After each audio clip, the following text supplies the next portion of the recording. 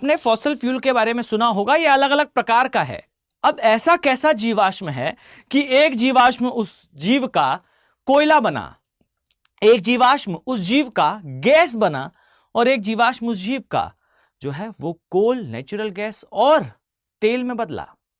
अब ये किस प्रकार से जो है वो चेंज हुआ है, आज के इस वीडियो में हम चर्चा करने वाले हैं। देखिए, यहां पर मैं एक पर्सन की लाइन कोट करना चाहता हूं जिन्हें कहा जाता है जेम्स हटन। जब क्रिश्चियनिटी का मैं डिस्कशन स्टार्ट कर रहा हूं, बहुत ध्यान से सुनिएगा। जब क्रिश्चियनिटी का प्रभुत्व था, प्रीस्ट अर्थात पादरी और चर्च का कंट्रोल हुआ करता था, तब यह माना जाता था कि पृथ्वी सपाट है।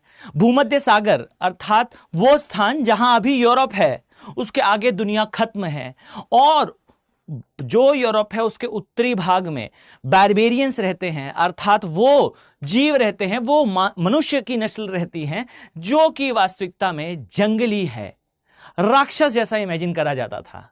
आपने कई बार इन्हें मूवीज में भी देखा होगा, अगर आप वेस्टर्न मूवीज देखा करते हैं तो। Applied geography.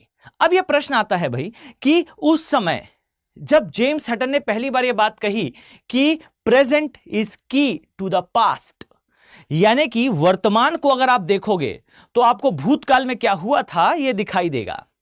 अब यहीं से निकल कर आता है कि भाई कोई भी चीज अचानक नहीं बनी है, वो ग्रेजुअली धीरे धीरे करके बनते हुए आज की स्थिति में पहुंची। और अगर आपने समझ लिया कि आज दिखाई देने वाली कोई चीज भूतकाल में कैसी थी, तब के केस में आप ये समझ लोगे कि भविष्य काल में क्या होगा। सबसे इंपॉर्टेंट बात तो यह है, अगर मानव को यह जानना है कि हम खत्म कैसे होंगे, तो हमें यह जानना होगा कि हम जन्मे कैसे थे। और अगर हमें किसी संसाधन को यह मान लिया है, ध्यान से समझिएगा, बहुत इंटरेस्टिंग बात मैं आपसे शेयर करने वाला हूं कि यह कहा जाता है कि मानव के पृथ्वी से खत्म होने का एक बड़ा कारण बनने वाला है यह ईंधन।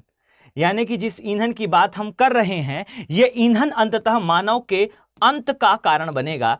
अब अगर यह अंत का कारण बनने वाला है, तो हम अगर इसे समझ लें कि यह बना कैसा था, तब हम समझ लेंगे कि इसे मैनेज कैसे करना है। अर्थात present is key to the past and past is key to understand the future. Present अर्थात वर्तमान हमें भूतकाल को समझने में हेल्प करेगा, और भूतकाल हमें भविष्य की संभावनाओं को समझने में हेल्प करता है। बात करने वाले हैं, सबसे पहले इस बारे में चर्चा करें कि भाई एग्जैक्टली एक टर्म क्या है जिसे कहा जाता है अपघटन। सबसे पहले समझ लें कि कोई भी वानस्पतिक पदार्थ हो या फिर कोई भी जीव हो, अगर उसकी मृत्यु होगी तो भाई ये अपघटित होगा, डीकंपोज होगा, जिसे हम सामान्य लैंग्वेज में सड़ना कहते हैं। आई थिंक आप मेरी बात समझ चुके हैं। किसी भी चीज का, वानस्पतिक पदार्थ हो या जीव हो, जब वो खत्म हो जाएगा तो इस नश्वर संसार में, इस संसार में वो चीज जो है वो समय के साथ एक एक करके जो है वो डीकंपोज या अपघटित होगी। अब यहां पर इस अपघटन की क्रिया को छोड़ दें अकेला, और मेरी अगली बात पर फोकस करें। जरा इस पीछे दिए हुए पेड़ के आकार को ध्यान से देखिएगा। इसे मैंने एक उदाहरण के लिए यहां पर लगा रखा है, जिसे कहा जाता है जाइंट सिकोया ट्री। इस ट्री को जरा ध्यान से देखें। यहां पर मैं आपका ध्यान आकर्षित करना चाहूंगा यहां खड़े हुए कुछ लोगों पर। जरा इन लोगों को ध्यान से देखें।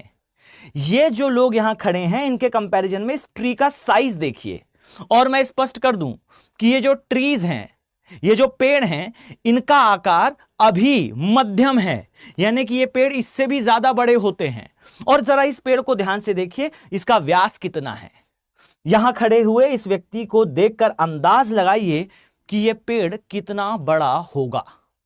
और मैं स्पष्ट कर दूं, ये सभी पेड़ अभी अपने छोटी अवस्था में हैं, ये इससे भी बड़े हुआ करते हैं। इन्हें कहा जाता है जाइंट सिकोया ट्री।